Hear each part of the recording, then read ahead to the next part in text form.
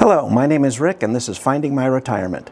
I'm a mostly retired real estate attorney, and along with my wife Stacy, we've decided to uproot our lives in the United States to travel the world.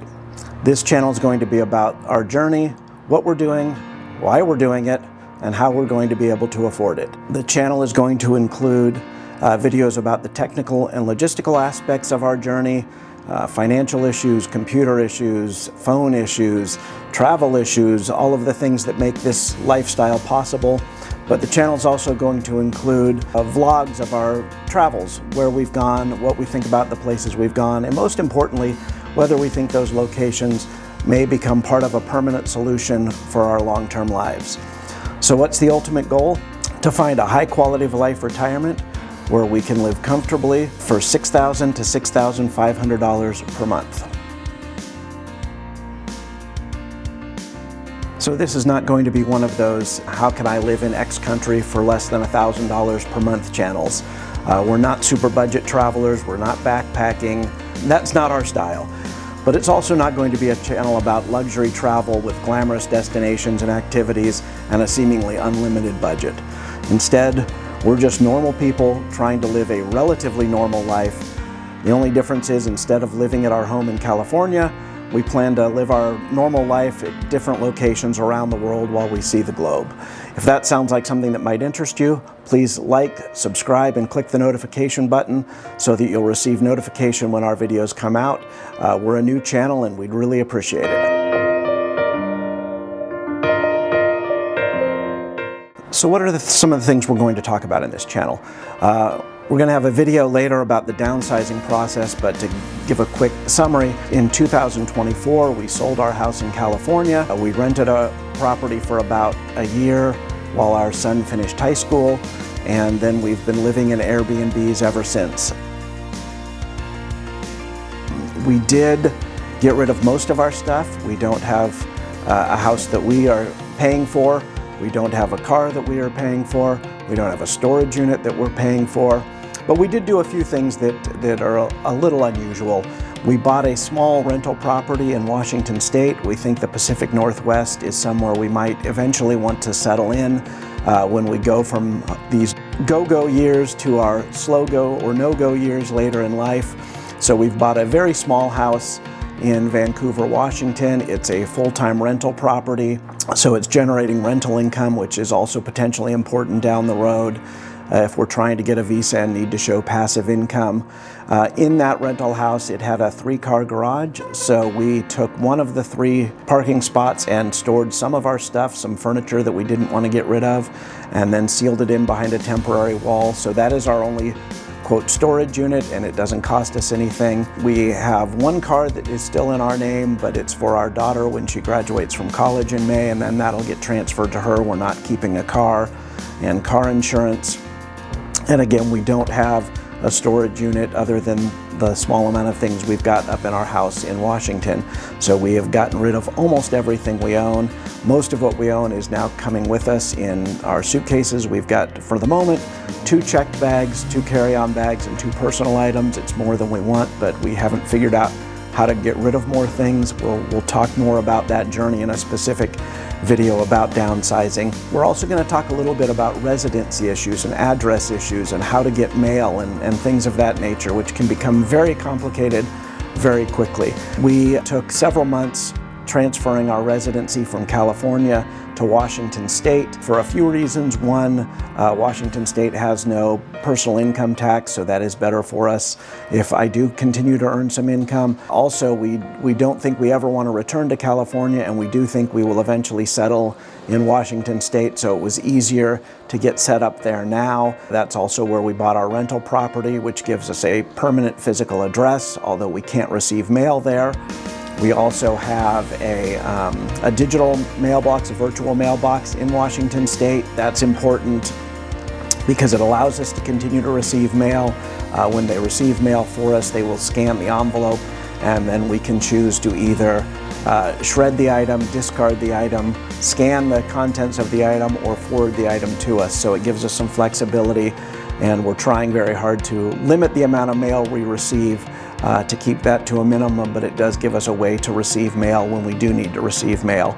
And again, we can talk more about these residency issues and mail and things of that ilk in a future video. Also, we're going to talk in another video about phones and computers and internet and data plans and all of that. It's a very complicated subject, but just as a quick preview for this video, we did keep our US phone numbers.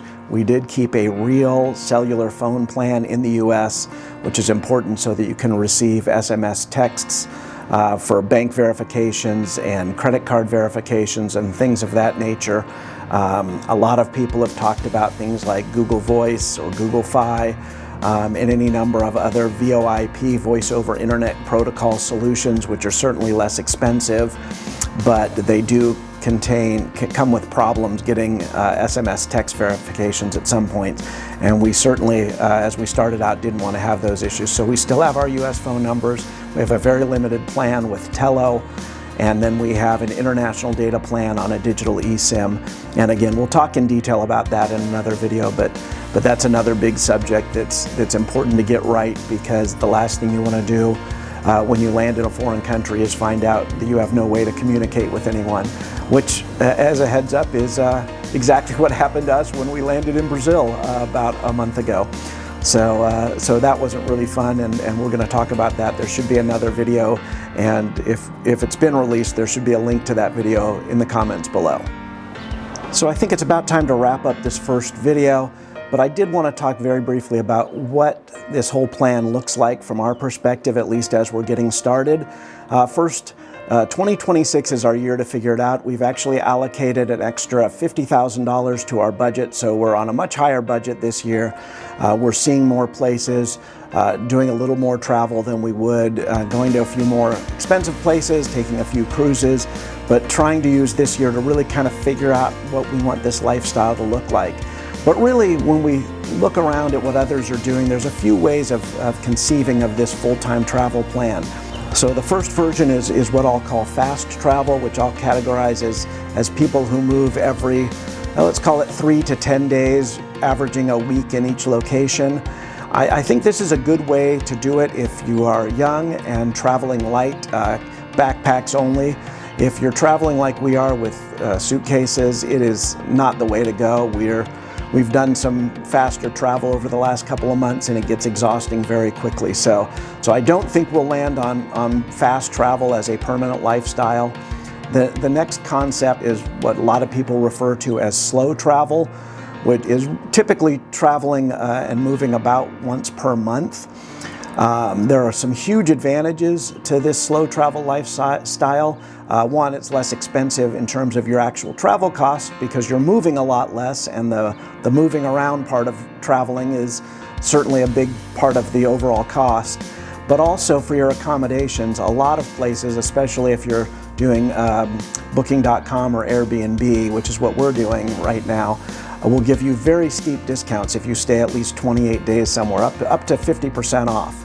So you can cut your accommodations budget way down if you stay in one place for a month. And then the other really obvious thing is if you're traveling with a lot of luggage like we are at the moment, unpacking once a month versus once a week is a huge difference. I can't imagine packing and unpacking all of our stuff every week on a long-term basis. So once a month, or maybe even once every 2 months, is a lot more reasonable, I think. The third version of this is the true expat lifestyle. We spend this year traveling the world, and we find a location that we absolutely fall in love with, and we try to get a 1-year visa and stay there for a year in 2027. If that's the route we go, then we can spend that year analyzing it and decide whether we want to try something else starting in 2028 or stay where we are. So that's kind of version number 3 of what this life looks like. And again, something that's pretty common. You'll see a lot of YouTubers talking about all 3 of these lifestyles: fast travel, slow travel, and true expat life. The last version, which is where I think we might end up, is a little bit different. It's what I'm going to call like a rotating home base lifestyle, where maybe we have 3 different places around the world where we land for like 3 months each. And preferably find a place we really like that we can rent year after year. So as just an example, we've been to Cuenca, Ecuador a couple of years ago, really loved it. It's very affordable and beautiful. Maybe we would decide that we would spend June, July, and August each year in Cuenca, and we'd find an apartment that we liked that we could rent every year for those 3 months. And then in the fall, we're going to be in Europe, and we really like the looks of Porto, Portugal. So maybe we'd end up spending 3 months every year in an apartment in Porto, Portugal. And then who knows where the third one would be. It could be Chiang Mai, Thailand. It could be Buenos Aires. It could be in San Miguel de Allende, Mexico, where we're going in a couple of months. But anyway, we'd find maybe 3 locations that we'd stay on average 3 months each, and then use those locations as jumping off points for short weekend trips where we don't have to pack all our stuff, and then for an extra month in one new location every year. So for example, if we're in Cuenca for 3 months, maybe one year we'd spend a 4th month in Cusco, Peru, and maybe another year we'd spend a 4th month in Mendoza, Argentina, or some other location where we'd spend a month, but always have that one kind of grounded place where we're going to be 3 months every year. So that's kind of a little bit of a vision of what I think our life might look like. But right now we've got 2026 pretty well mapped out. We're in South America now. We left on January 14th, and we're here until May 13th. We'll then be back in the United States for just about a week for my daughter's graduation. And then we're going to be in Mexico for a little over a month, and then we'll be on a family vacation in Jamaica for a week or so. We'll be back in the United States for about a month in the summer, visiting friends and family, and then we will be off to Europe for the last 4 months or so of the year. So that's what this year looks like, and I really hope you come along for the journey, and if you've made it this far, thanks a lot for watching.